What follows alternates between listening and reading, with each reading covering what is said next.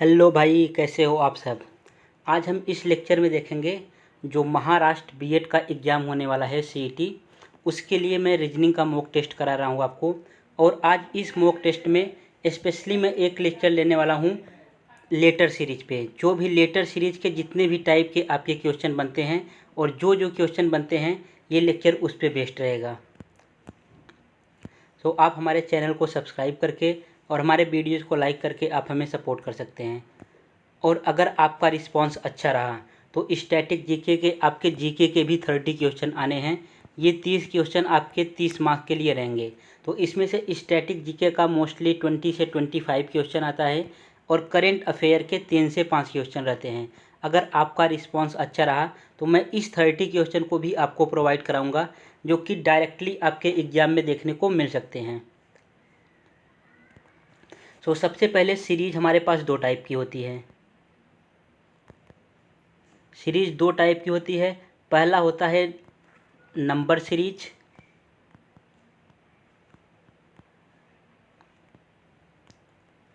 पहला हो गया हमारा नंबर सीरीज, और दूसरा होता है लेटर सीरीज।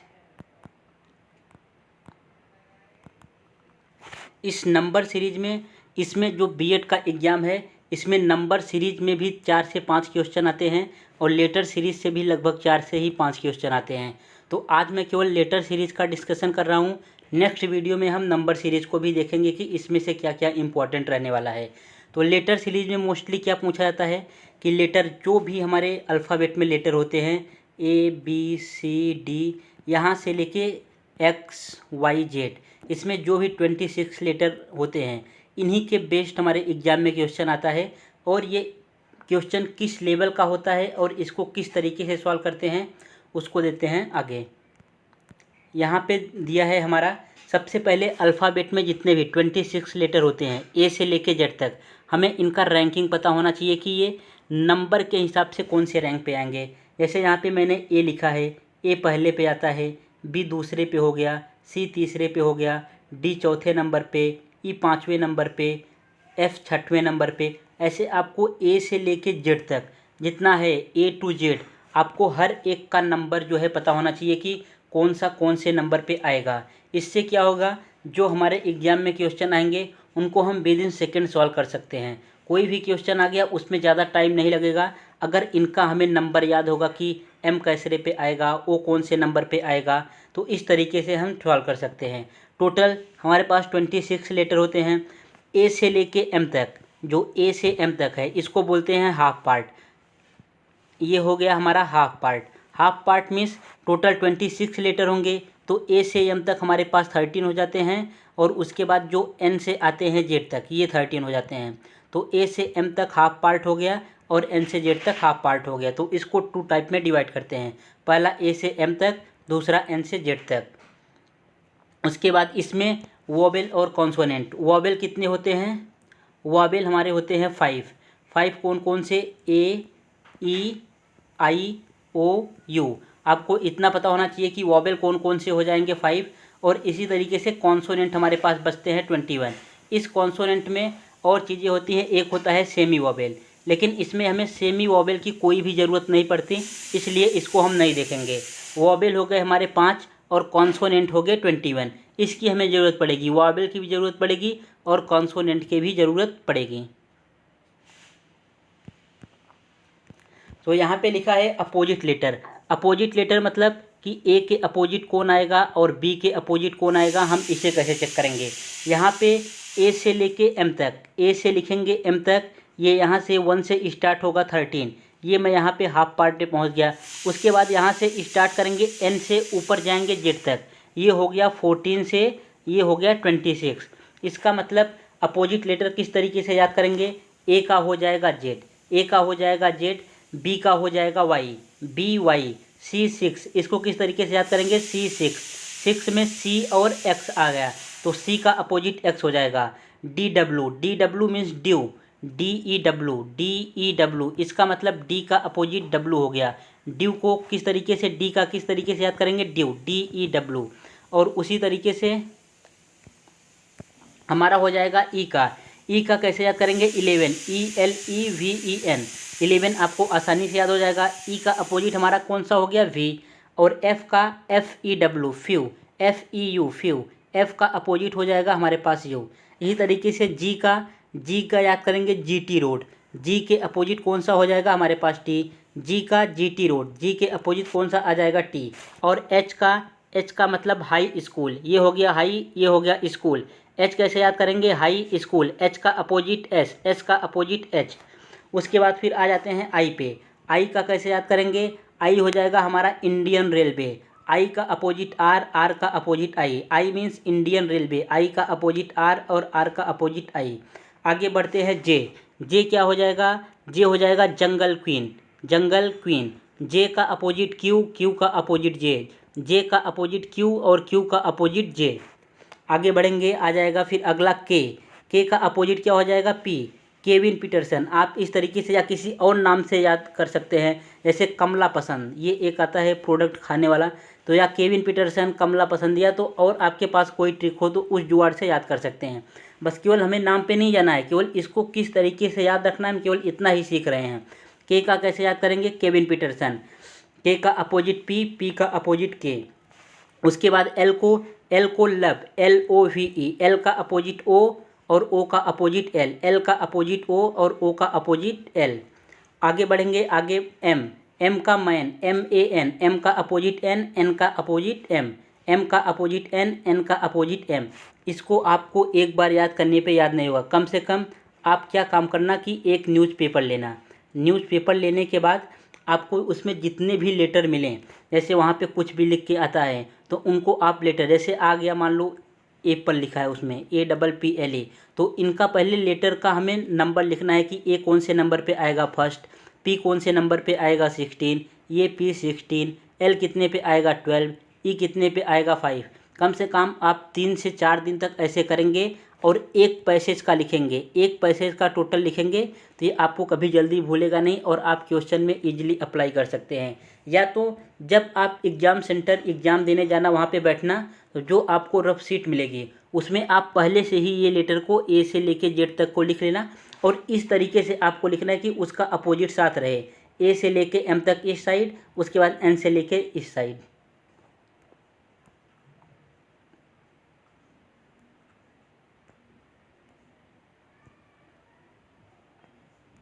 और इसमें क्या जानना है, हमेशा अपोजिट लेटर जो होते हैं, अपोजिट लेटर जो होते हैं उनका जो है एडिशन, उनको जब ऐड करते हैं तो ऑलवेज 27 आना चाहिए। अपोजिट लेटर को जब ऐड करेंगे तो 27 आना चाहिए। जैसे ए का अपोजिट क्या होता है, ए का अपोजिट होता है हमारे पास जेड। ए कौन से नंबर पे है, ए पहले नंबर पे है। जेड कौन से नंबर पे है, जेड लास्ट नंबर पे है। जब 1 और 26 को ऐड करेंगे तो ये हो जाएगा 27। मान लो एम का अपोजिट क्या हो जाएगा, एम का अपोजिट होता है मैन, MAN, तो ये हो जाएगा एन। एम कैसे नंबर पे आता है, एम हो जाएगा 13 पोजीशन पे और एन हो जाएगा 14 पोजीशन पे। जब 13 और 14 को ऐड करेंगे ये आ जाएगा 27। तो जो भी अपोजिट लेटर है उनका जो है एडिशन ऑलवेज 27 होगा, न 27 से ज़्यादा होगा न 27 से कम होगा। तो अपोजिट लेटर का एडिशन कितना आ गया, 27। आप इसे अपने कॉपी में लिखेंगे, उसके बाद फिर आप इसको बाई हर्ट करने की कोशिश करेंगे। अगर बाई हर्ट नहीं होता तो जो तरीका मैंने बताया है वो पैसेज वाला, आप उसे अप्लाई करेंगे, आपको 2 से 3 दिन में सब ये याद हो जाएगा। नेक्स्ट आगे बढ़ते हैं। टोटल इस जो लेटर सीरीज हम लोग पढ़ रहे हैं, जो ये लेटर सीरीज है, इस पे हमें टोटल 7 पैटर्न के क्वेश्चन पूछे जाते हैं। टोटल हमारा पैटर्न ही 7 बनता है। ये 7 पैटर्न को मैंने यहाँ पे लिख रखा है। अब आपको मैं एक एक पैटर्न को समझाता हूँ कि कौन सा पैटर्न क्या है। पहला हमारा है फॉरवर्ड पैटर्न।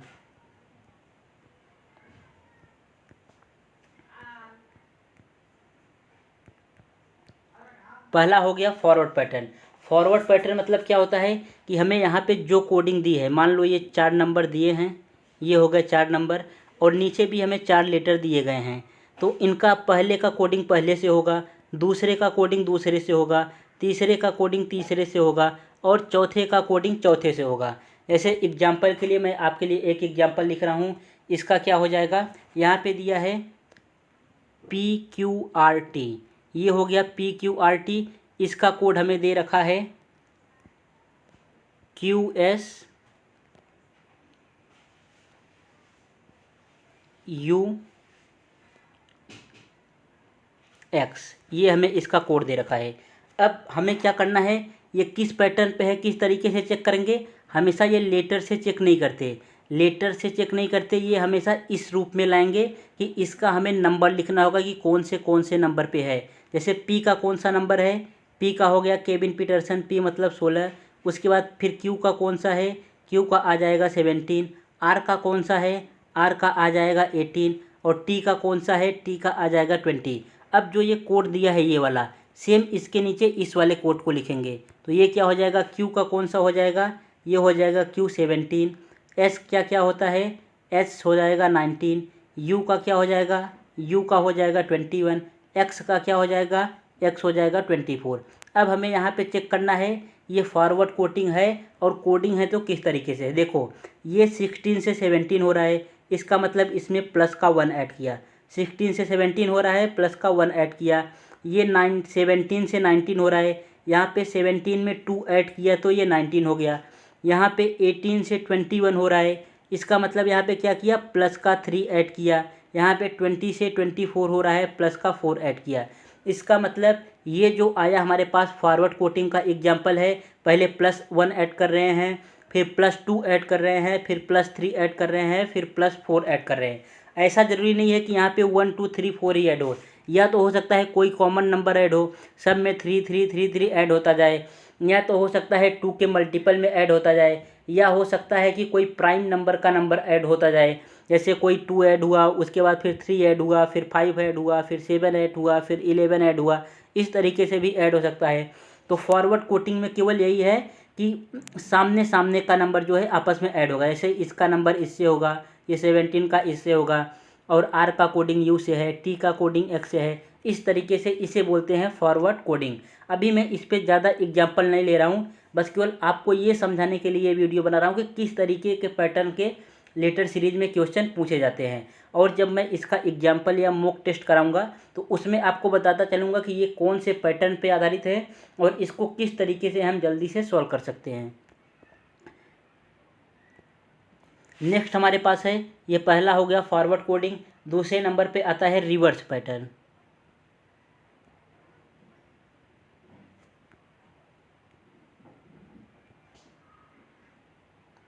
इस रिवर्स पैटर्न में क्या होता है कि यहाँ पे मान लो नंबर दिए हैं 1st, 2nd, 3rd, 4th, 5th, 6th, ये 6 लेटर हमारे पास दिए हुए हैं। और नीचे भी ही जो है हमारे पास 6 लेटर दिए हुए हैं, पहला, दूसरा, तीसरा, चौथा, पाँचवा, छठवां, ये हमारे पास लेटर दिए हुए हैं। अब रिवर्स पैटर्न मतलब ये पहले का जो है रिलेशन लास्ट वाले से रहेगा, ये सेकंड का रिलेशन 5th वाले से रहेगा, थर्ड का रिलेशन जो है इधर 3rd वाले से रहेगा, और 4th का रिलेशन 3rd वाले से, ये 5th का रिलेशन 2nd वाले से, और ये जो लास्ट वाला है इसका 1st से। इसको बोलते हैं रिवर्स पैटर्न पे आधारित है। इसके लिए हम एक एग्जांपल देख लेते हैं। इसके लिए कौन सा एग्जांपल है, मैं इसके लिए एक एग्जांपल लिख रहा हूँ, SPNA, इसका हमें कोड दिया गया है CPRU, ये हमें दिया गया है। मान लो ये दिया है और पूछा है किसका, SONU, सोनू का हमें कोड बताना है। तो इसको किस तरीके से सॉल्व करेंगे, पहले इसमें चेक करेंगे कि इसमें कौन सा पैटर्न अप्लाई हो रहा है। तो SPS, अभी इसको हम आंसर शीट में नहीं लिखेंगे, सीधा इसका नंबर लिखेंगे। S कौन से नंबर पे आता है, S के बाद T आता है, S आ जाएगा 19 नंबर पे।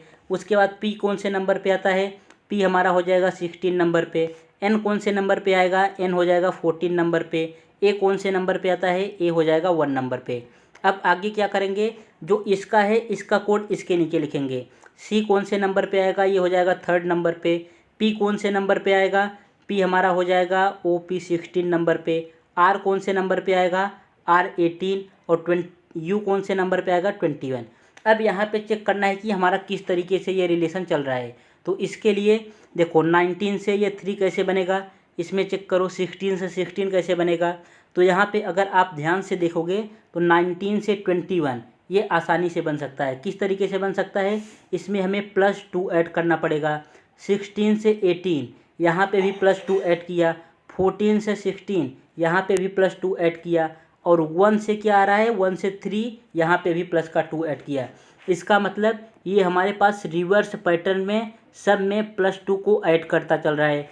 19 से जो है 21 बनाया, 16 से 18 बनाया, 14 से 16 को बनाया, 1 से 3 को बनाया।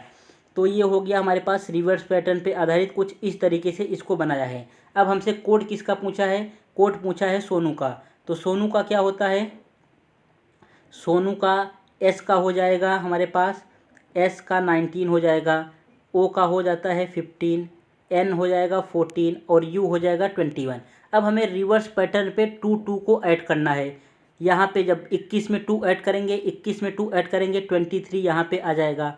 उसके बाद 14 में 2 ऐड करेंगे ये 16 आ जाएगा, 15 में 2 ऐड करेंगे ये आ जाएगा 17, और जब 19 में 2 ऐड करेंगे 21। तो इसका कोड 23 का क्या होता है W, और 16 का हो जाएगा P, 17 का हो जाएगा Q, और 21 का क्या हो जाएगा हमारे पास U। इसका कोड ये बन के आ गया। इस तरीके से आपके एग्जाम में आएंगे, ये दोनों दे दिया जाएगा और इसका कोड हमें पूछ लिया जाएगा। तो अगर ये पैटर्न हमें सब पता रहेंगे तो हम बहुत ईजिली से फाइंड कर पाएंगे और जल्दी से इसका आंसर निकाल सकते हैं। नेक्स्ट देखते हैं, नेक्स्ट कौन सा पैटर्न है। पैटर्न नंबर 3 कौन सा है, ये पहला हमारा हो गया फॉरवर्ड पेज पे, दूसरा हो गया रिवर्स, तीसरा आता है क्रॉस पैटर्न।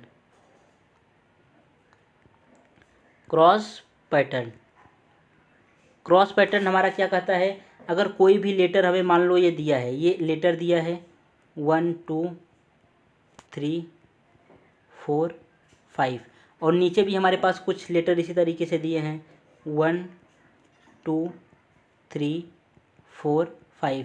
तो क्रॉस पैटर्न क्या कहता है, क्रॉस पैटर्न में ये है कि ये इसका जो है रिलेशन इससे हो सकता है, इसका रिलेशन इससे हो सकता है, ये है क्रॉस। लास्ट वाले का रिलेशन इससे हो सकता है और इसका रिलेशन ऐसे, और इस वाले का रिलेशन इस तरीके से हो सकता है। इसको बोलते हैं क्रॉस पैटर्न। या तो इसमें और हो सकता है, यहाँ पे कोई एक नंबर और दिया हो और यहाँ पे भी दिया हो, तो इसका रिलेशन इससे हो जाएगा और इसका रिलेशन इससे हो जाएगा। क्रॉस पैटर्न हमारा इस तरीके से काम करता है। इस पे भी एक एग्जाम्पल हम देख लेते हैं। इसके लिए यहाँ पे हमें दिया है GATE, गेट, ये हमारे पास गेट दे दिया है, और इसका कोडिंग हमें दिया है BHGB, ये कोडिंग दिया है, और हमसे पूछा है किससे, NOSE, नोच का हमें कोडिंग फाइंड करना है। तो यहाँ पे किस तरीके से अप्लाई करेंगे, तो सबसे पहले जो दिया है गेट का, इसका हमें अभी ये गेट नहीं लिखना है, जो इसका नंबर आएगा वो लिखना है। G का कितना हो जाता है, G हो जाएगा 7, A कितना हो जाएगा, A हमारा आ जाएगा 1, T कितना होगा, ये T आ जाएगा 20, और E कितना होगा, E हमारे पास आ जाएगा 5। अब नीचे वाला लिख लेते हैं, नीचे वाला क्या है B का क्या होता है 2, H का क्या हो जाएगा GH 8 आ जाएगा, G का कितना हो जाएगा, G हमारे पास 7 है। उसके बाद V का क्या होगा UV, V आ जाएगा हमारे पास 22। अब चेक करना है किस तरीके से ये बढ़ रहा है। देखो ये यहाँ 1 से 2 हो रहा है, ये 7 से 8 हो रहा है, मतलब इस वाले जो है यहाँ पे +1 हो रहा है, और यहाँ 5 से 7 हो रहा है, मतलब यहाँ पे 2 बढ़ रहा है, और 20 से 22 हो रहा है, यहाँ पे प्लस का 2 हो रहा है, मतलब इसमें प्लस का 1 हो रहा है और इस यहाँ पे प्लस का 2 हो रहा है। अब सेम यही जो कोड हमें मिल गया, ये एक पैटर्न फॉलो कर रहा है। अब सेम यही कोड हम इसमें नोच पे लगा देंगे। तो n का कितना होता है, n हो जाएगा 16, o हो जाएगा 15, और s कितना होता है, s हमारा 19 हो जाएगा, और e आ जाएगा 5। यहाँ पे अभी क्या करना है, रिवर्स पैटर्न इस तरीके से हमें लगाना है। तो इसमें पहले वाले 2 पार्ट में जो ये दिया है, इसमें प्लस का 1 ऐड करना है। जब 15 में 1 ऐड करेंगे ये आ जाएगा 16, 16 में 1 ऐड करेंगे यहाँ पे आ जाएगा 17। अब यहाँ पे इस वाले पैटर्न में हमें +2 ऐड करना है, तो 5 में 2 ऐड करेंगे ये हो जाएगा 7, और 19 में 2 ऐड करेंगे आ जाएगा 21। तो इसका कोड हमारे पास क्या बन के आ गया, ये हो जाएगा 16 का क्या होता है P, 17 का क्या हो जाएगा Q, और 7 किसका होता है G, ये हो जाएगा G, और 21 U। तो इसका आंसर हमारे पास आ जाएगा PQGU। तो इस तरीके से क्रॉस पैटर्न हमारा अप्लाई होता है। इसमें से 4th नंबर कौन सा है, अभी 3 पैटर्न हमारे हो गए। 4th नंबर है पोजीशन बेस्ड क्वेश्चन।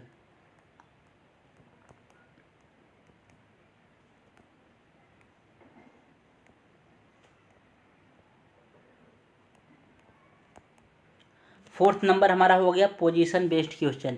इसमें किस तरीके से पूछा जाता है कि कोई भी हमें नंबर दिया है, जो भी हमें नंबर दिया है उसी का केवल इंटरचेंज करना है। जैसे यहाँ पे दे दिया गया है ORSTU,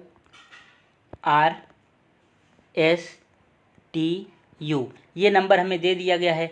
अब इसका कोड क्या किया है, UTSRO, इसका ये कोड लिख दिया है। और पूछा हमारे पास किसके बारे में है, पूछा है, मान लो पूछ लिया FIVEO, इसको किस तरीके से लिखेंगे।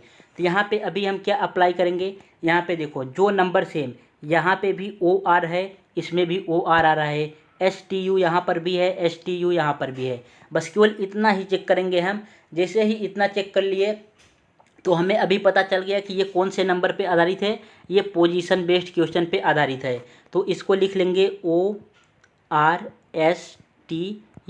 उसके बाद ये दिया है UTSRO, ये दोनों मैंने ऊपर नीचे लिख लिया। अब हमें आगे क्या करना है कि इन सब का नंबरिंग करना है।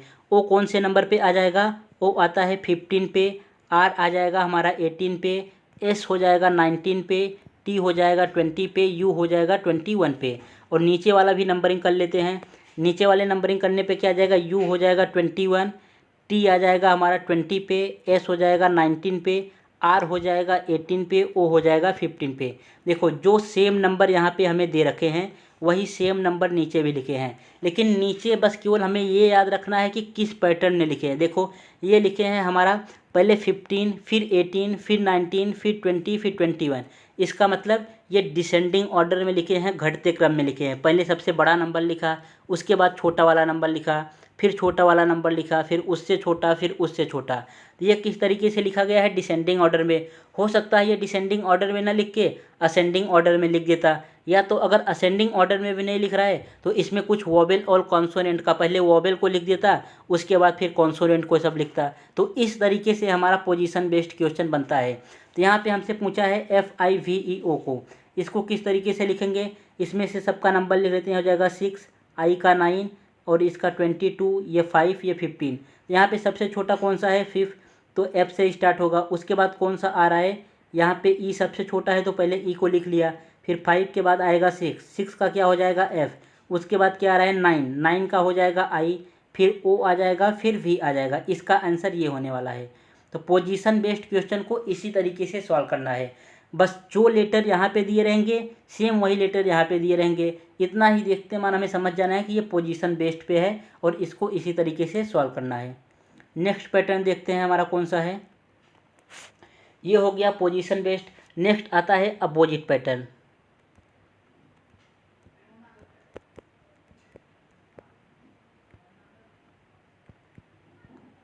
ये अपोजिट पैटर्न मतलब क्या होता है कि अभी आपने जो अपोजिट लेटर का देखा कि A का अपोजिट कितना होगा, Z हो जाएगा, B का अपोजिट क्या हो जाएगा, Y हो जाएगा, M का अपोजिट N हो जाएगा। ऐसे जितने भी अपोजिट लेटर आते हैं उन पे बेस्ड क्वेश्चन आते हैं।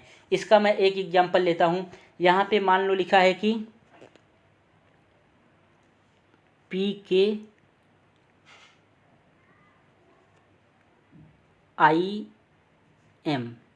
ये लिखा है। इसका कोडिंग क्या है, KP, ये है हमारे पास I,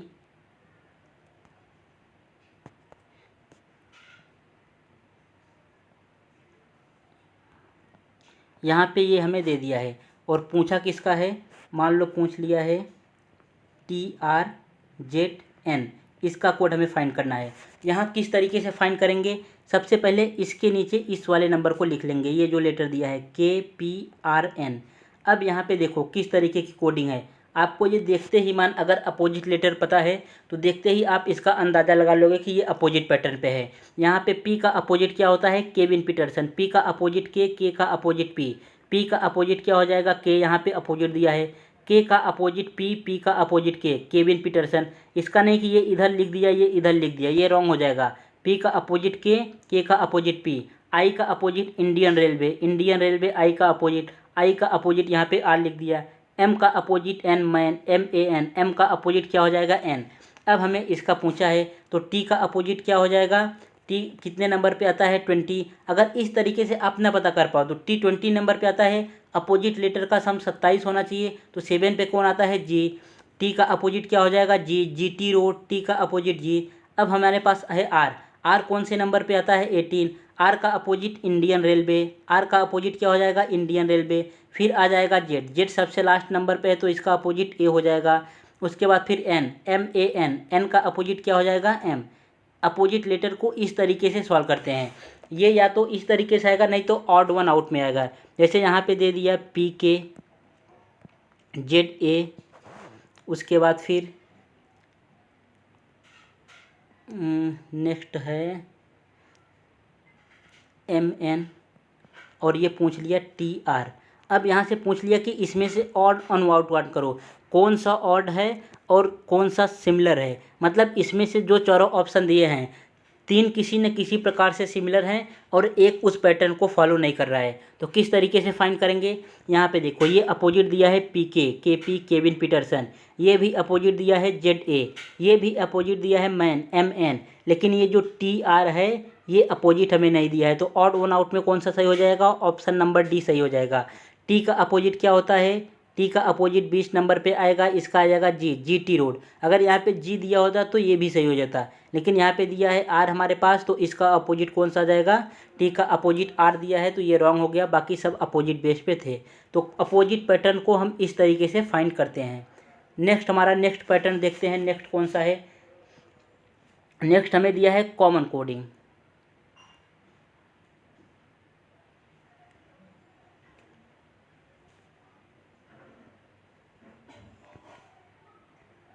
कॉमन कोडिंग क्या होता है इसके बारे में जान लेते हैं।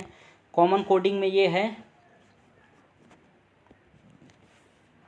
जैसे यहाँ पे दे दिया गया है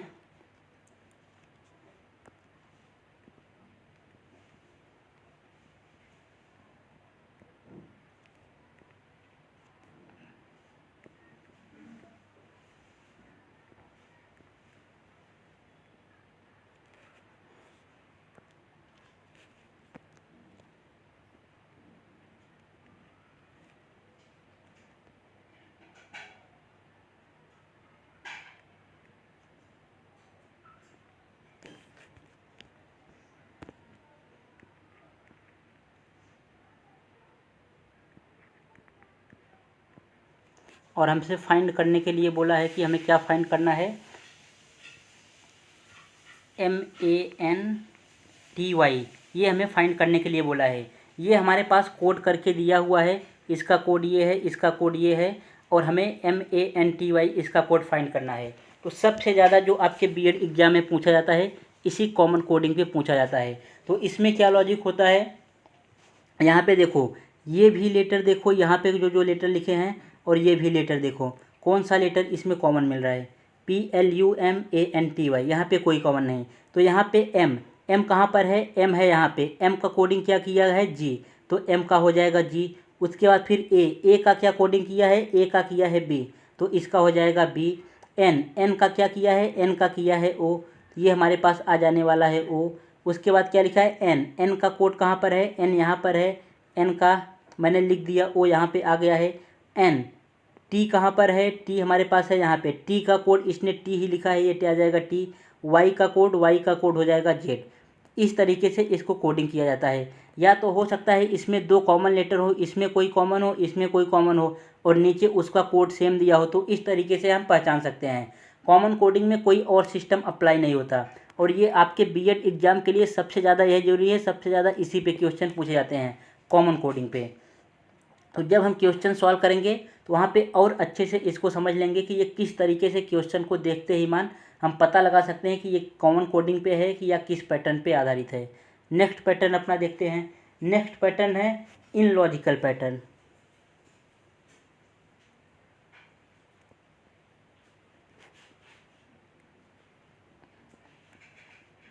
ये है हमारा इन लॉजिकल पैटर्न।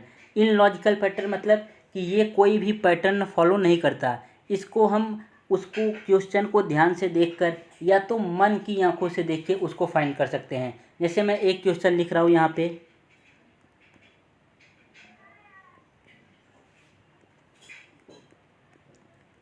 और यहाँ पे पूछ लिया कि यहाँ पे कौन सा लेटर आएगा। तो अभी इसमें क्या करेंगे, इसमें आप कुछ भी कर लो, इसका नंबर लिख लो। एस का हो जाएगा 19, एम का हो जाएगा 13, ये टी का हो जाएगा 20, इसका हो जाएगा 23, ये हो जाएगा टी का 20, एफ का हो जाएगा 6। देखो यहाँ पे ये 19 है, ये 30 है, यहाँ पे कौन सा पैटर्न फॉलो कर रहा है। 19 के बाद 13 हुआ, 13 के बाद फिर 20 हुआ, 20 के बाद 23, फिर 20 हुआ, फिर 6 हुआ। यहाँ पे ये कोई पैटर्न हमारा इन लॉजिकल कोई भी पैटर्न फॉलो नहीं करता। इसको किस तरीके से पहचानते हैं, आप जब क्वेश्चन की प्रैक्टिस करोगे, क्वेश्चन सॉल्व करोगे, तो आपको देखते ही मान पता चल जाएगा कि हाँ ये इसी कॉमन कोडिंग पे पूछा गया है, ये इस कोडिंग पे पूछा गया है। देखो यहाँ पे क्या लिखा है, अगर आप इसे मन की आंखों से थोड़ा देखते हो तो ऐसा नहीं कि ये क्वेश्चन आपने कभी देखा नहीं है, आप इसे हर रोज़ अप्लाई करते हो और हर रोज़ आपके ये दिमाग में नंबर चलता रहता है। यहाँ पे क्या लिखा है, ये संडे, संडे का पहला लेटर एस, ये हो गया हमारे पास मंडे, ये ट्यूसडे का पहला लेटर, फिर वेडनेसडे, फिर थर्सडे, फिर फ्राइडे, लास्ट में क्या आ जाता है, लास्ट में हमारे पास हो जाएगा सैटरडे। तो इसका आंसर क्या आ जाएगा, सैटरडे। इस तरीके से कॉमन कोडिंग हमारे पास पूछा जाता है। या तो मैं एक और एग्जांपल लिखता हूँ, यहाँ पे है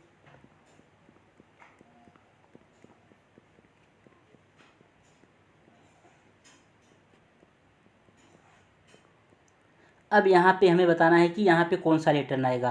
तो इसको किस तरीके से पहचानेंगे, अगर इसके नीचे भी आप इन सब का लेटर लिख लेंगे तो भी आपको पता नहीं चलने वाला है यहाँ पे कौन सा पैटर्न फॉलो होगा, क्योंकि वो जो 6 पैटर्न थे वो एक पैटर्न फॉलो करके चलते थे, इसके पहले जो 6 लॉजिक पढ़ा। लेकिन इन लॉजिकल पैटर्न में यहाँ पे कोई भी पैटर्न फॉलो हमारा नहीं होता। यहाँ पे देखो, ये मन की आंखों से ज़रा देख के तो ये कौन सा नंबर लिखा है, ओ लिखा है, फिर T, T, F, F, S, S, E. तो ऐसा मत करना कि यहाँ पे एन लगा देना, एन लगाने पे क्योंकि यहाँ पे एस एस आ रहा है, यहाँ पे एफ एफ आ रहा है, यहाँ पे टी टी आ रहा है, तो एन एन नहीं होगा, ये एन गलत हो जाएगा। जब आप इसको ध्यान से देखोगे, और ऐसा नहीं कि ये नंबर आप जानते नहीं, इसे भी जो है हर रोज़ इस लेटर को आप हर रोज़ यूज़ करते हो। ये लिखा है ओ एन ई 1, ये टी डब्ल्यू ओ 2, 3, 4, 5, 6, 7, 8, 9। तो लास्ट में कौन सा आता है, लास्ट में इसके आगे हमारा हो जाएगा 10। इस तरीके से हमसे ये इन लॉजिकल पैटर्न पे पूछा जाता है। मोस्टली रियली चांस है कि आपके एग्ज़ाम में इन लॉजिकल पैटर्न पे आए, लेकिन कभी कभी ऐसा हो सकता है कि स्टूडेंट को फंसाने के लिए इन लॉजिकल पैटर्न पे पूछ लेता है। तो ये जो अभी आपने 7 पैटर्न पढ़े, आपके लेटर सीरीज में जितना भी पूछा जाएगा इससे आगे कुछ नहीं पूछा जाएगा। या तो फॉरवर्ड पैटर्न पे, या तो रिवर्स पैटर्न पे, या तो क्रॉस पैटर्न पे, या तो अपोजिट लेटर पे, पोजीशन बेस पे, या तो इंटरचेंजिंग क्वेश्चन, या इन लॉजिकल। इसी 7 पैटर्न पे आपका ये पूरा लेटर सीरीज ख़त्म हो जाता है। फिर चाहे वो ऑड वन आउट फाइंड करना हो या तो कोडिंग का क्वेश्चन हो, इन्हीं 7 पैटर्न से आप सब कुछ जान पाओगे। अभी मैं जितने भी अब क्वेश्चन मॉक टेस्ट में आपके इंक्लूड करूँगा, फिर आपको वहाँ मैं ये सब चीज़ें नहीं बताने वाला हूँ। आप इसको एक बार अच्छे से देख लो और अपने नोटबुक में इसको नोट डाउन कर लो। फिर जैसे ही आपके सामने कोई भी क्वेश्चन आएगा, आप उसे तुरंत जो है टिक लगा सकते हो कि ये कॉमन कोडिंग पे है, इन लॉजिकल पे है, फॉरवर्ड पे है, या रिवर्स पे है, क्रॉस पैटर्न पे है। आप तुरंत उसे पता पा जाओगे। लेकिन उसके लिए हमें क्या करना पड़ेगा, उसके लिए सबसे पहले हमें ये चीज़ याद करना पड़ेगा कि कौन से लेटर का कोडिंग क्या होता है और उसका अपोजिट लेटर क्या होता है। बिना इसके हम फाइंड नहीं कर सकते। कोई भी लेटर आ जाएगा तो हमें ऐसा नहीं कि लेटर से ही पता चल जाएगा, केवल एक ही ऐसा पैटर्न है जो ये है अपोजिट लेटर। अपोजिट में केवल हमें क्वेश्चन देखते ही पता चल जाएगा, लेकिन और बाकी सब लेटर में क्या हमें पता नहीं चलेगा। वहाँ पे हमें उसका नंबर लिखना ही पड़ेगा कि कौन सा किस नंबर पे आता है। नंबर लिखने के बाद फिर हम पता कर सकते हैं कि ये कौन सा पैटर्न है।